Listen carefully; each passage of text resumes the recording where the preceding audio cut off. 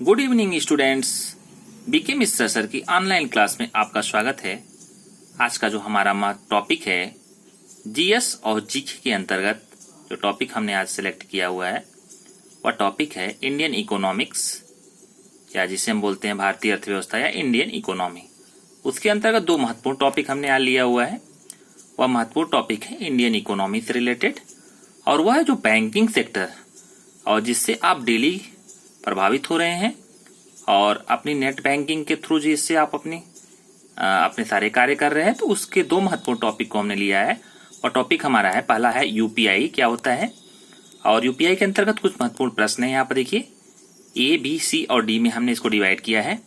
तो सबसे पहला क्वेश्चन आता है यूपीआई क्या है, यूपीआई का फुल फॉर्म क्या है, यूपीआई के लाभ क्या क्या है, और यूपीआई से संदर्भित जो हमारे भारत देश में है यहाँ पर प्रमुख चुनौतियां कौन कौन सी हैं। दूसरा जो महत्वपूर्ण टॉपिक यहाँ पर है वह है भीम ऐप।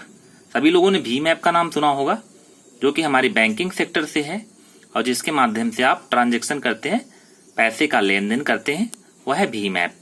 भीम, तो यहाँ पर हमें ध्यान रखना है भीम क्या है और भीम ऐप का फुल फॉर्म क्या है और इस ऐप का शुभारंभ कहाँ किया गया। तो हम चलते हैं अपने टॉपिक की तरफ, जिसमें पहला टॉपिक हमारा है यूपीआई। अब देखते हैं यूपीआई।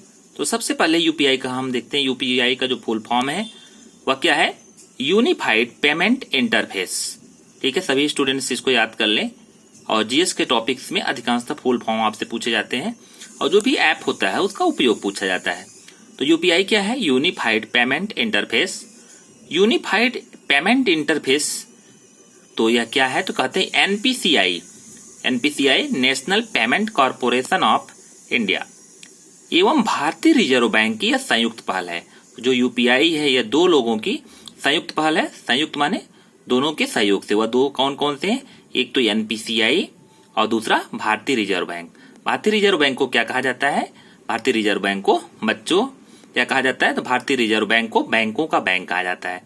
अब यहाँ पर ध्यान देना है कि जो यूपीआई है इसका प्रमुख उद्देश्य क्या है, किस लिए भारत सरकार ने इसे लॉन्च किया हुआ है और हमारे लिए इसका क्या उपयोग है, और भारतीय अर्थव्यवस्था के समक्ष जो चुनौतियां आ रही है उससे किस हद तक उनकी समस्याओं को समाधान करने में कारगर सिद्ध होगा।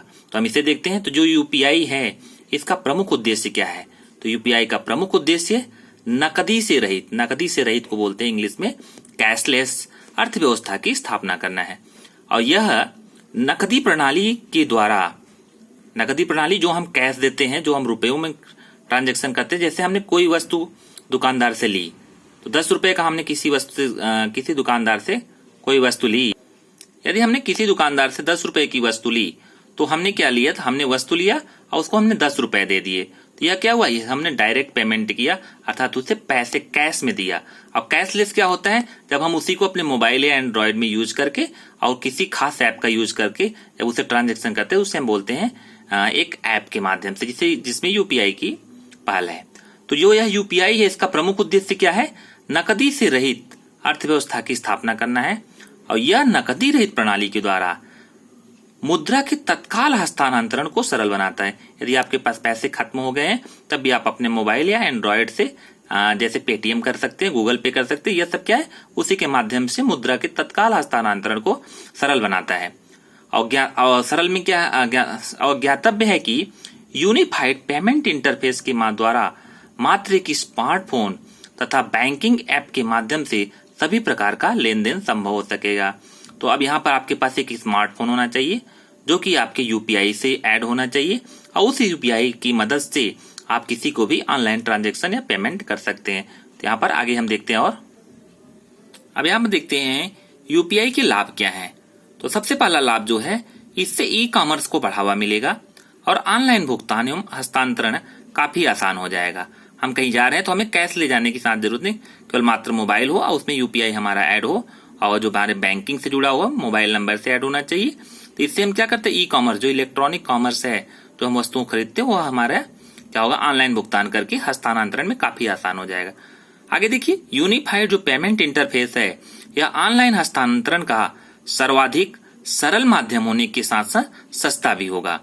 और देखिए इसका उपयोग कब से कब कर सकते हैं, 24/7, मतलब 7 दिन और 24 घंटे इसका आप उपयोग कर सकते हैं। आगे देखते हैं, इसके माध्यम से एटीएम आदि के रख रखाव तथा नोटों के छापने आदि में व्यय की जाने वाली भारी राशि को बचाया जा सकता है। इस यूपीआई के माध्यम से नकदी लेन देन एवं हस्तांतरण पर आधारित अर्थव्यवस्था के संचालन में जीडीपी का 0.25 खर्च हो जाता है। जो हम कैश लेते हैं तो कैश को छापने और इस तरह से भारत सरकार के ऊपर ज्यादा बर्डन आता है, खर्च होता है, जिससे यूनिफाइड पेमेंट इंटरफेस के माध्यम से बचाया जा सकता है। अब आगे देखिए, यह जो यूपीआई है यहाँ पर देखिए क्या दिया हुआ है, यह काफी सुरक्षित होगा क्योंकि इसके माध्यम से व्यापारी केवल बीपीए क्या होता है, इसका फुल फॉर्म याद कर लीजिएगा, वर्चुअल पेमेंट एड्रेस ही देख सकेगा। वह बैंक खाते से या डेबिट या क्रेडिट कार्ड से संबंधित कोई भी जानकारी नहीं प्राप्त कर सकेगा। अब यहाँ पर देखिए, बैंकिंग से आपके अकाउंट की सुरक्षा की भी बात की जा रही है। ये नहीं कि आपने पेमेंट किया और दुकानदार ने आपका ट्रेस किया, और या जो भी लोग इस तरह से फ्रॉड के कार्य में लगे हुए हैं उनसे इससे काफी बचाव होगा। आगे देखते हैं, यहाँ पर इसके द्वितीय संस्करण को आधार नंबर से जोड़ा जा सकेगा और जिससे भुगतान की प्रक्रिया अधिक सुरक्षित हो जाएगी। और इस यूपीआई के तहत क्या होगा, इसके तहत डिजिटल हस्ताक्षर का प्रयोग किया जा सकेगा तथा बार बार हस्तांतरण के लिए अधिकृत करने की आवश्यकता नहीं होगी। अब देखिए, यहाँ पर यूपीआई को भारत बिल पेमेंट सिस्टम के साथ जोड़ा जा सकेगा, जिससे मात्र एक ही स्मार्टफोन के माध्यम से सभी बिलों का भुगतान किया जा सकेगा। यह तो था यूपीआई का लाभ। अब यूपीआई के समक्ष और भारत के समक्ष क्या चुनौतियां हैं, यूपीआई को कैसे सफल रूप से संचालित किया जा सकता है और क्या भारत के समक्ष एक समस्याएं आ रही हैं इसके लिए, उसको हम देखने का प्रयास करेंगे।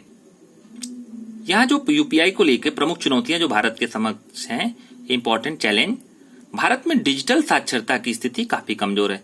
अभी भारत एक क्या है, डेवलपिंग कंट्री है और यहाँ पर उतने लोग डिजिटल रूप से अर्थात सॉफ्टवेयर के उतने अच्छे जानकार नहीं है कि जो कि इस तरह की चीजों को ज्यादा यूज कर सके। तो यहाँ पर हम कह सकते हैं भारत में डिजिटल साक्षरता की स्थिति काफी कमजोर है और आबादी का अधिकांश हिस्सा जो है, मतलब लगभग जो हमारी आबादी है उसके पास इतना तक पैसा नहीं है कि स्मार्टफोन खरीद सकने की स्थिति में नहीं है। साइबर सुरक्षा के संबंध में भारत की स्थिति काफी सुभेद्य है। यहाँ पर लोग क्या करते हैं, अकाउंट को भी ट्रेस कर लेते हैं और उन बैंकों के खाते से पैसे निकाल लेते हैं। तो इस स्थिति को भी, यह स्थिति भी एक समस्याजनक है भारत के समक्ष। और इस प्रकार स्पष्ट है कि यूपीआई जो है नकदी रहित अर्थव्यवस्था की स्थापना में अहम भूमिका अदा करेगा और इसके संदर्भ में उपयुक्त चुनौतियों पर भी ध्यान देने की आवश्यकता है। अब हम अगले ऐप को देखते हैं जिसका नाम है भीम। तो सबसे पहले हमें भीम का फुल फॉर्म याद करना होगा। वह भीम नहीं है जो पांडवों में भीम थे, अर्जुन युधिष्ठिर, अर्जुन भीम, नकुल सहदेव, वह यहाँ पर भीम नहीं है। यहाँ पर भीम का मतलब क्या है, Bharat interface for money. Bharat interface for money यह एक मोबाइल भुगतान ऐप है जो कि यूपीआई, वही यूपीआई जो हमने आपको पढ़ाया हुआ था इसके पहले वाले टॉपिक पे, यूनिफाइड पेमेंट इंटरफेस पर आधारित है। और इस ऐप का शुभारंभ कब किया गया, तो इस ऐप का शुभारंभ 30 दिसंबर 2016 को माननीय प्रधानमंत्री श्री नरेंद्र मोदी जी द्वारा दिल्ली के ताल कटोरा स्टेडियम में आयोजित डिजिटल मेला के दौरान किया गया। अब अगले ऐप को देखते हैं। अगला ऐप है हमारा तेज। यह तेज क्या है, यह भी एक सर्च इंजन है। जैसे गूगल एक सर्च इंजन है, उसी तरह से एक तेज भी सर्च इंजन है जो गूगल की यूपीआई आधारित डिजिटल भुगतान सेवा ऐप है और जिसका शुभारंभ 18 सितंबर 2017 को केंद्रीय वित्त मंत्री अरुण जेटली द्वारा किया गया। और यह ऐप एंड्रॉयड और आईएसओ चालित स्मार्टफोनों पर काम करता है। इंडियन इकोनॉमिक्स से संदर्भित और महत्वपूर्ण वीडियो प्राप्त करने के लिए और लेटेस्ट न्यू वीडियो प्राप्त करने के लिए हमारे इस चैनल को लाइक करें, सब्सक्राइब करें और इसे शेयर करें। Thanks for watching a video.